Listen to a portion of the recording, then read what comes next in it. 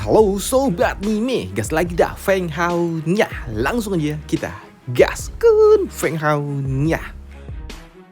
Mereview sedikit dari part sebelumnya, Feng Hao yang saat ini terjebak di dalam area inti makam kuno, dia hanya memiliki satu cara keluar, yaitu dengan cara memurnikan 6 elemen yang telah didapatkan oleh master kecil. Namun untuk dapat memurnikan kekuatan elemen baru, jelas Feng Hao dia harus melakukan kultivasi ganda. So, apakah Feng Hao dia akan melakukannya dengan wanita yang sedang tertidur itu, yang membuat master kecil dia kesal dan langsung menjitaknya. Hei, apa-apaan ini? Padahal sebelumnya master kecil dia meminta Feng Hao untuk melakukannya, tapi sekarang kok malah dilarang. Waduh. Namun di sini master kecil dia juga mengatakan kalau saat ini 3 ciwinya Feng Hao sedang dalam masalah, dan itu juga membuat Feng Hao dia bertanya, apa? Mereka dalam masalah? Bagaimana hal itu dapat terjadi? Ya, karena memang saat ini mereka telah memprovokasi para makhluk penunggu tempat ini. Apa? Mendengar hal itu jelas membuat Feng Hao dia tidak lagi memiliki pilihan lain selain harus segera keluar dari tempat ini. Maka dari itulah Feng Hao kini dia harus langsung memurnikan kristal yang telah diberikan oleh master kecil, yang membuat master kecil yang melihatnya dia berujar, dengan sedikit provokasi akhirnya bocah ini dia mau melakukannya. Dan setengah jam kemudian Feng Hao dia telah mencapai batas akhir dalam hal pemurnian, dan itu membuat master kecil dia berujar di dalam hati, bocah, aku tahu kalau kau enggan memurnikan benda itu karena kau takut kalau itu akan berpengaruh dengan diriku. Tapi ya tidak apa nak, lagi pula saat ini jiwaku juga telah terlalu lemah dan pelatihanmu jauh lebih penting, ucap dari master kecil, dan kau harus mencapai ranah Emperor Ultimate. Dan sebagai seorang master, aku hanya dapat berharap yang terbaik untuk dirimu, ucap dari master kecil yang memasukkan kristal jiwa miliknya ke dalam tubuh Feng Hao, yang membuat beberapa menit kemudian Feng Hao kini yang telah selesai dalam hal memurnikan kristal ataupun elemen, dia pun merasakan tubuhnya sangat luar biasa. Wow, tubuhku terasa sangat luar biasa. Master, aku dapat memurnikannya master, ucap dari Feng Hao. Tapi begitu Feng Hao dia mencari di mana master kecil telah, ternyata nggak ada cuy. Master hilang entah kemana. Hei, master kecil, kau di mana? Ucap dari Feng Hao yang mencari masternya. Namun di sini Feng Hao dia juga menyadari kalau saat ini manik jiwa milik master kecil juga telah menghilang, yang membuatnya berujar, hei, di mana manik jiwanya? Apakah telah menghilang? Yang artinya, master, apakah dia juga telah pergi kah? Namun seperti biasa, setelah Feng Hao dia memurnikan kristal ataupun elemen baru, maka dari itulah di sini Feng Hao dia pun merasakan hawa panas di tubuhnya yang hanya dapat dimurnikan dengan cara melakukan kultivasi ganda. Dan itu membuat Feng Hao dia pun berpikir, hei, apakah aku harus benar-benar melakukannya dengan wanita ini? Gila. Tapi karena memang tidak lagi memiliki pilihan lain, maka dari itulah jelas Feng Hao dia mau tidak mau dia harus mendekati wanita itu.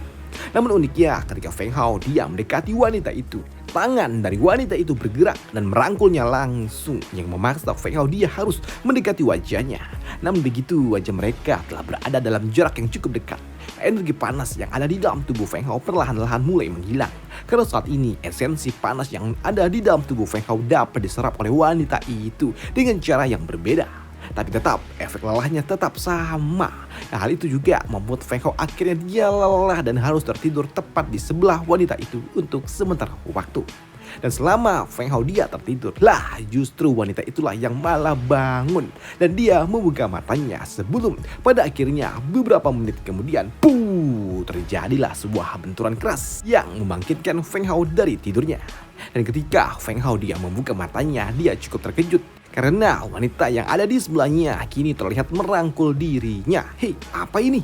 Terlebih ketika dia mendengar suara seseorang yang berhasil menembus pintu dan berujar, cepat berpencar, kita harus segera mendapatkannya, ucap dari orang-orang yang membuat Feng Hao dia terkejut tentunya. Apa?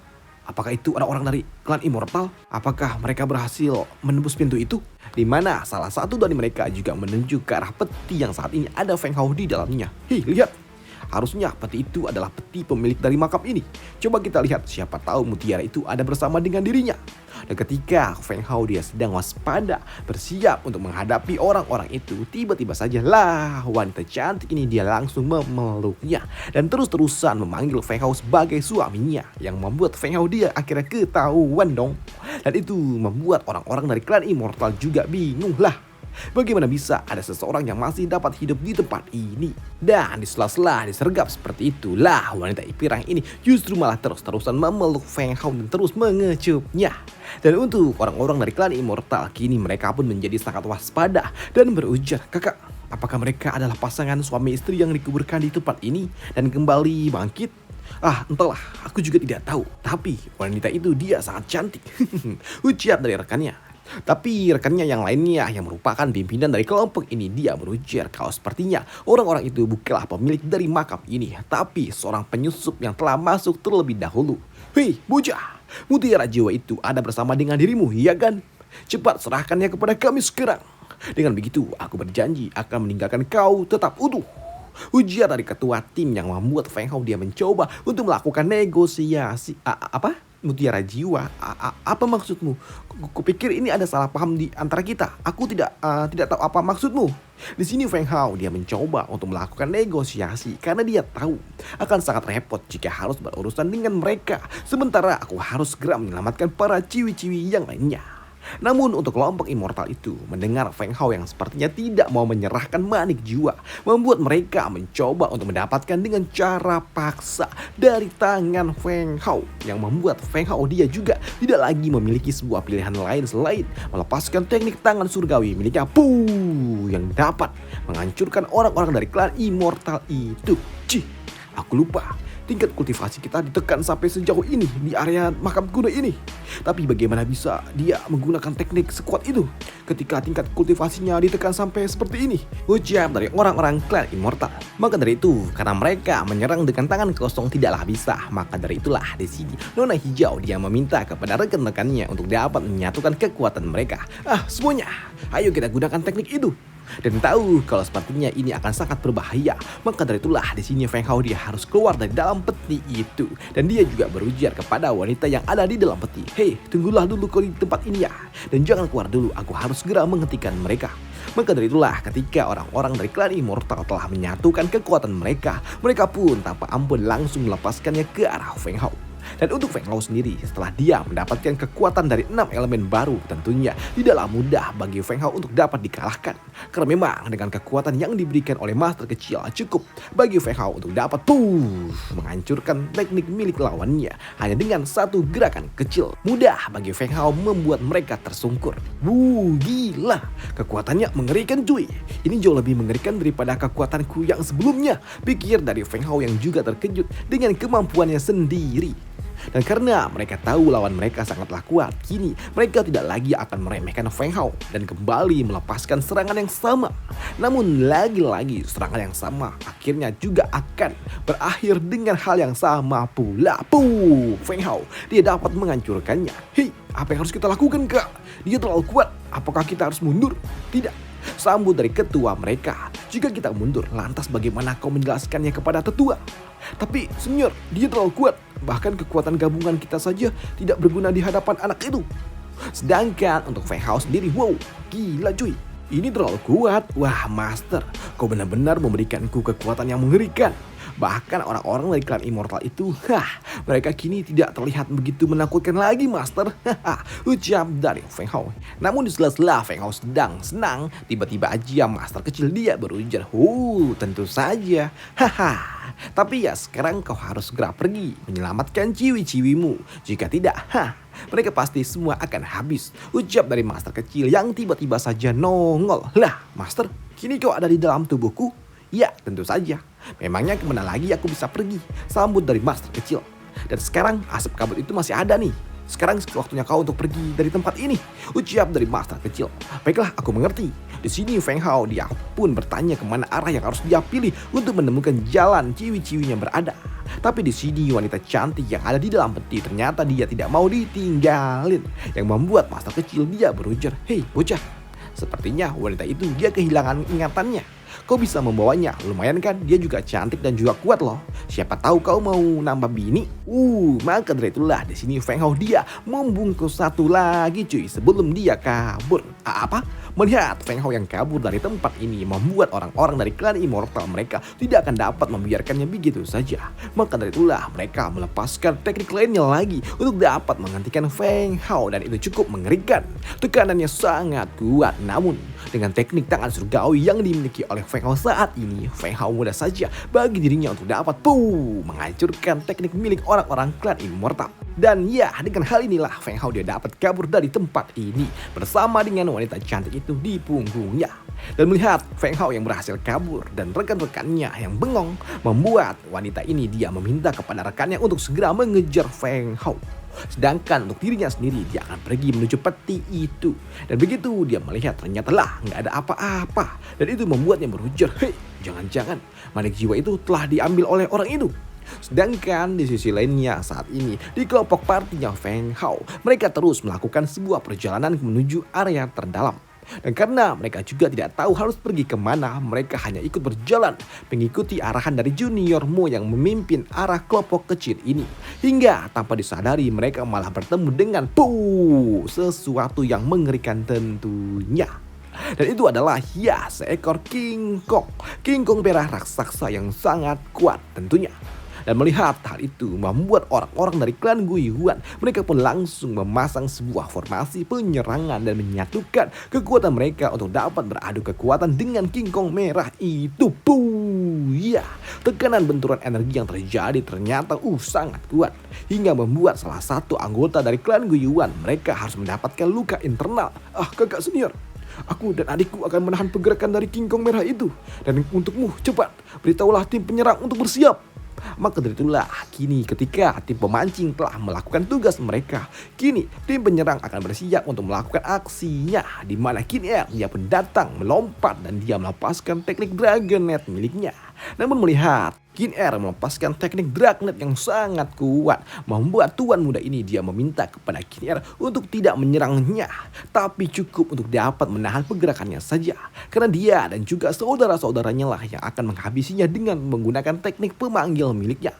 Namun melihat ada sebuah keributan di tempat ini, di sini orang-orang dari klan Nu mereka pun datang. Dan mereka juga cukup terkejut ketika mereka melihat orang-orang dari klan Guiyuan ada di tempat ini. Hei, apa yang mereka lakukan? Kenapa klan Guiyuan memprovokasi King Kong merah itu? Namun ketika dia melihat Senior Shi menemukan sebuah gua dan meminta kepada tuan muda dari klan Guiyuan untuk mundur, membuat si Tengi Wuneng ini dia juga bingung lah apa yang sedang mereka lakukan. Apakah klan Guiyuan telah bersekutu dengan manusia?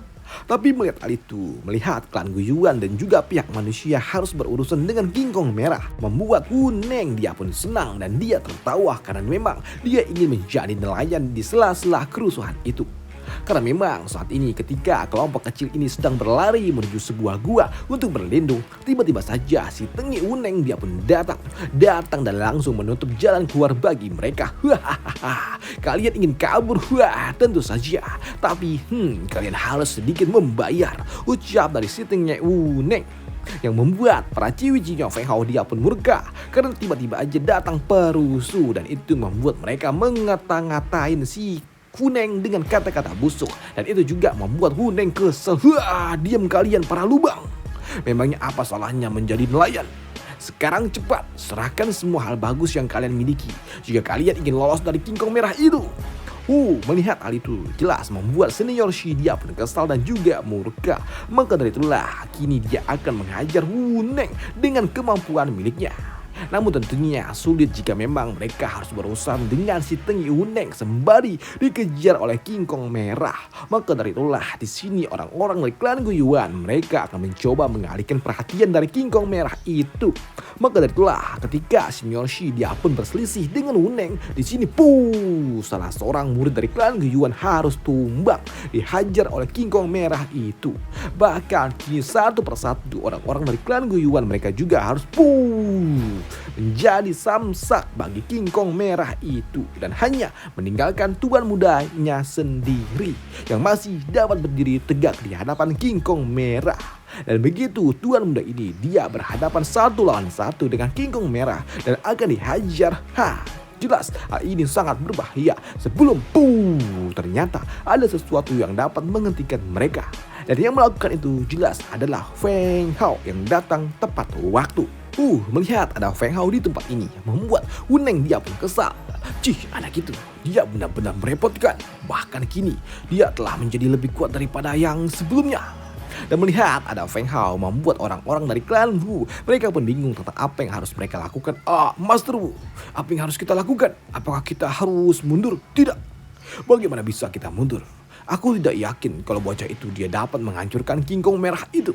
Mari kita tunggu sebentar. Kita lihat King Kong itu menghancurkan mereka semua dan kita akan mendapatkan hadiahnya. Namun untuk para ciwi-ciwinya Feng Hao, mereka tentunya senang melihat Feng Hao dapat kembali. Tapi mereka juga kesal ketika mereka melihat Feng Hao datang membawa seorang gadis cantik. Siapa wanita itu? Sedangkan untuk Junior Mo, dia pun sama. Dia mencoba untuk membaca siapa wanita yang datang bersama dengan Feng Hao. Tapi sayangnya dengan kemampuan yang dia miliki, ternyata dia tidak dapat membacanya. Siapa wanita itu? Bahkan surga saja tidak dapat melihatnya. Dia pasti bukanlah orang biasa, pikir dari bocah Mo. Sedangkan untuk Feng Hao, dia pun langsung turun dan membantu bocah guyuan itu yang bernama Gui He untuk berdiri dan bertanya, Senior, kemana yang lainnya? Kenapa cuma ada dirimu? Di sini senior Gu, dia pun mengatakan kalau semua rekannya atau saudara-saudaranya mereka semua telah hancur dan hanya tinggal dirinya sendirilah yang dapat bertahan. Apa? Jadi apakah makhluk merah itu yang melakukannya? Tanya dari Feng Hao. Ya, itu benar. Klan Wu, mereka juga datang. Mereka juga bertanggung jawab atas saudara-saudaraku. Apa? Klan Wu? Baiklah, aku mengerti. Aku akan menghentikan makhluk merah itu dulu dan aku juga akan segera membantumu mengurus Klan Wu setelahnya. Sambut dari Feng Hao. Maka dari itulah kini Feng Hao dia pun berdiri tepat di hadapan King Kong merah itu dan langsung menyiapkan teknik gravitasi miliknya untuk dapat menekan King Kong merah itu agar dia tidak bergerak lagi.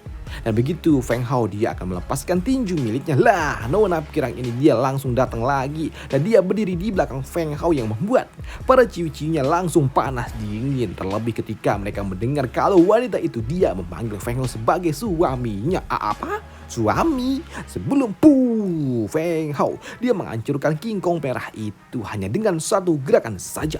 Feng Hao dia dapat menghancurkan King Kong yang mengerikan dengan sangat mudah. Seniorku, aku telah menghancurkan King Kong merah ini dan selanjutnya giliran orang-orang dari klan Wu lah yang harus membayarnya. Namun nasib apa yang akan diterima oleh klan Wu akan dibahas di part selanjutnya aja. Dan sampai jumpa di part selanjutnya. Bye, thank you.